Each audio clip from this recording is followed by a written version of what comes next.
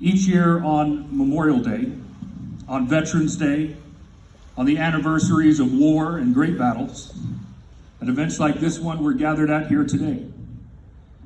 All across our nation, we take the time to honor those who have served in the uniform of our armed forces. We reflect on their service, our military traditions, and we remember the wars and conflicts that have shaped our country's history. From the revolution that gave birth to our nation, to the Civil War that almost ripped our nation apart, all the way to the First World War that changed the very shape of the world and all of modern history. We remember the heroes of the Second World War and that forgotten war in Korea. We celebrate that generation of Americans, the greatest of any generation who has ever graced our land. We remember the brave men and women who went into Southeast Asia and into the jungles of Vietnam. We remember they had the strength of character to do what was asked of them despite an often less than grateful country back here at home. We remember those who stood stalwart against the Iron Curtain, helping to contain the spread of communism and win the Cold War. We remember those who first went into the deserts of the Middle East to save a small and defenseless country called Kuwait. And we remember those who went back to those same deserts, those who went to defend freedom and to ensure the atrocities of September the 11th never again take place on God's green earth. Days like today and events like this one often bring up thoughts and discussions of heroes. But how do we define heroism? What makes any one person, soldier, Marine, airman, or seaman heroic? While all veterans and service members have given something, many of you here today can tell stories of your friends who have given absolutely everything. My remarks today are to recognize those few who went into the dark, those few who dared to enter the breach, those few who fell so that many of us left behind may stand safe in the light of freedom and democracy. I am reminded of the battle that took place in Mogadishu, Somalia, when the Black Hawk, piloted by Michael Durant, was shot down and soon to be overrun by the enemy.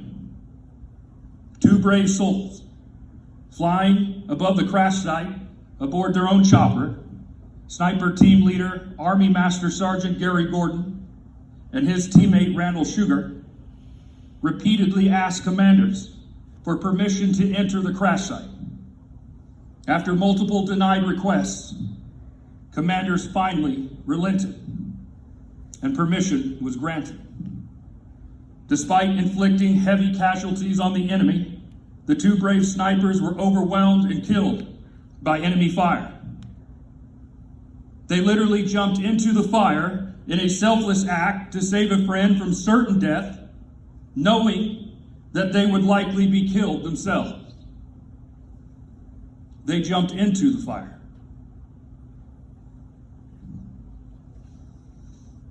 You see, it is not medals or decorations that make a hero, much less a warrior. It is the courage of the sniper team. It is the courage of these men who took action despite knowing what the outcome was for themselves. Michael Durant survived because of their actions. My friends, are those men not the very definition of American heroes? Over 1.5 million have served fighting and supporting the war on terrorism.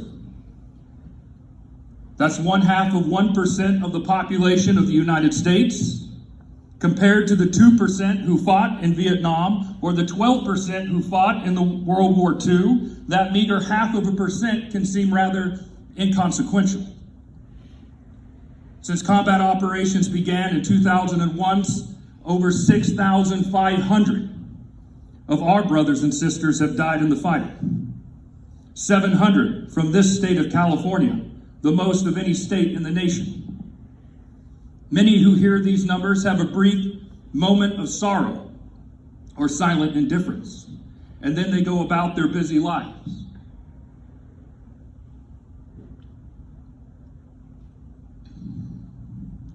This is perhaps the biggest difference between a veteran or a Gold Star family and the rest of the nation. It shapes the bonds all veterans and Gold Star families share. And it is a bond that can never be broken and never explained with words. The difference is that unlike for most Americans, these numbers are not just statistics in a news story. These numbers have faces. They were people we knew. They were people we loved. And they will forever be our brothers and sisters in arms. For those of us who have fought, for those of us who have watched our friends fall, for those families who have lost a member far too young and far too soon, the thirst of our sorrow will forever remain unquenched by the passage of time. Indeed, the names of our fallen comrades fall from our lips like the very tears from our eyes. Sergeant Donald Mickler, Specialist Wayne Geiger, Staff Sergeant Jeremy Vrooman, Specialist Aaron Walker. These are just some of my fallen comrades. The difference, ladies and gentlemen, is how truly personal each and every fallen warrior from each and every war is to each and every veteran and service member in our country. All of us here today know that our nation is experiencing turbulent and troubling times. Our sense of national unity, our economic security, our very sense of spirit as a nation has come into question. I do not pretend to know all the answers to the questions we face here in our time. But I do know, as your commandant just said in the video, that the spirit of the Marine Corps, the spirit of our armed services, is a lesson by example itself for the nation. Those of you young people here, do not think for one moment, just because you only have one chevron on your shoulder, that your example is not being watched by a nation in turmoil today.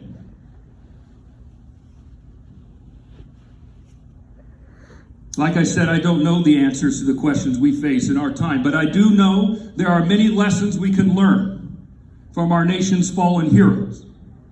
One in particular is how often we all take life here in the United States for granted.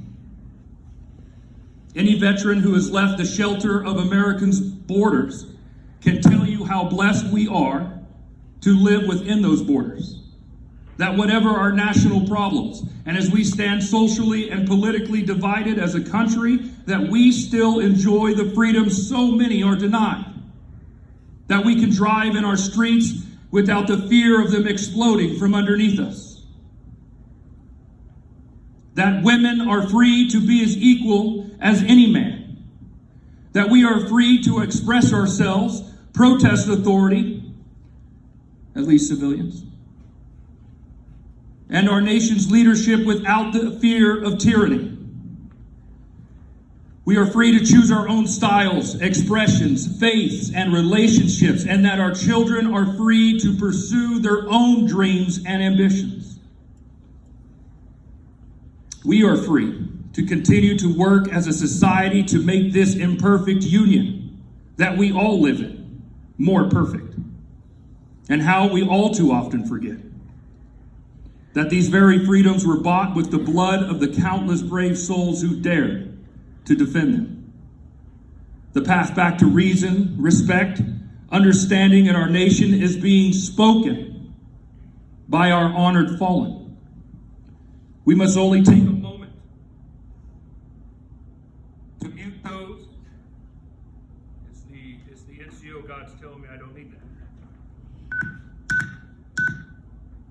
gonna go with that. Thanks. Everybody can hear me? That's what I get for using it.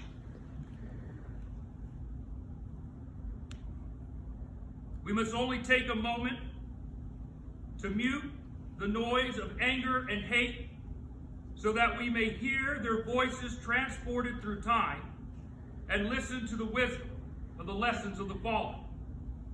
Again, in these troubled times, may we hear and heed the lessons their examples have left for us all, for their voices and their character surely forever echo throughout all of history. May we also never forget the reasons why the fallen fought and gave their lives.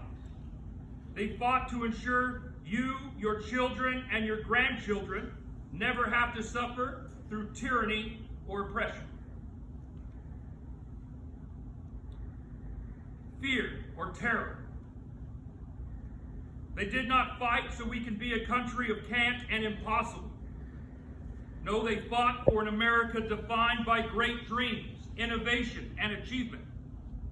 They did not fight for an America to continue to be plagued by mistakes of its past, by the failure to acknowledge those mistakes, by continued ignorance of racial prejudice or fallacy not to hear the words that should define us all. That this nation, in this nation, all ought right to be equal under the law and in the constitutional guarantee to the right of life, liberty, and the pursuit of happiness. They did not fight for a nation that cowers from adversity, fails to speak openly and honestly with each other, or fails to work together for all of its citizens. Far too long as our country has the American spirit been plagued by the nature of pessimism. No, my brothers and sisters in this room, no, my friends did not die for a country to wallow in decline and self-pity, mediocrity, or laziness, in self-destruction or surrender. They fought for a country that always stands up, that never cowers in the tough times. They fought for an America that leads and excels and does not accept satisfactory outcomes for the extraordinary ones. It's far past time that we remember who we are. We are the country that first dared to land on the moon, that dared to reach the deepest parts of our ocean, that dares to dream deep into the future, that pushes through the tough times with strength and character, and despite our differences and struggles, our nation remains freedom's greatest hope. And we certainly remain blessed with the greatest potential to advance the best causes of all mankind. Where else in this world is personal liberty, justice, and opportunity more cherished across all lines, cultures, and peoples than right here in the United States of America? You see, most of all, my friends fought for each other. Where they came from, the color of their skin, their gender, the God they prayed or did not pray to, none of that mattered. They were united in cause, their relationship forged by the fires of common struggle, and by the fact they were all each other had when it was all on the line. On the battlefield, each other was all they had. Their example should leave us with the desire to be a country of leaders and not followers, to be willing to work hard to achieve great things, not sit idle, mired in gridlock or crippled by conflict only to watch the world pass us by. My friends died for a country that should not ever be ashamed to stand and loudly proclaim, "I am proud to be an American." Perhaps the most important lesson of all, especially with the challenges of today, is to understand why the enemies of our country were so very determined to kill the fallen. When I ask myself that question, I cannot help but believe those who paid the ultimate sacrifice are teaching our country the ultimate lesson.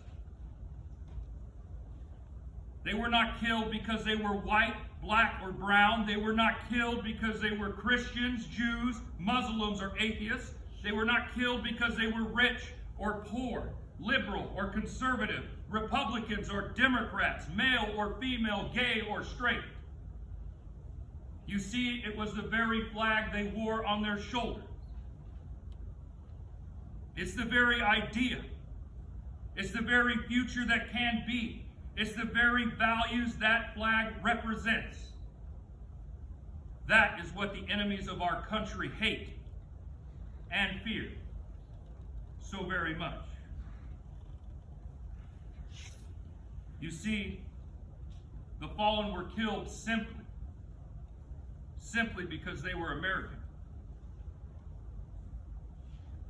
May we never forget there is more that unites us than divides us. May we never forget the freedoms and rights we all enjoy. May we never take them for granted. May we never forget the price the fallen have paid so we may live in the land of the free, which is certainly the home of the brave. We, the United States of America, are the brightest beacon for liberty and freedom in the entire world. We must endeavor together to ensure that shining light upon that majestic hill never goes dark. We must all have the strength of character and moral clarity to do the hard rights over the easy wrongs. We must pass on our knowledge, our values, our love of freedom and liberty, and most importantly, we must pass on the will to defend freedom and liberty on to the next generation. For that alone, my friends, for that alone is the standard that has been set by the men and women who have given everything for our country. Thank you. God bless the Marine Corps. God bless our state, all our branches, veterans, fallen heroes, Gold Star families, and may God forever bless the United States of America.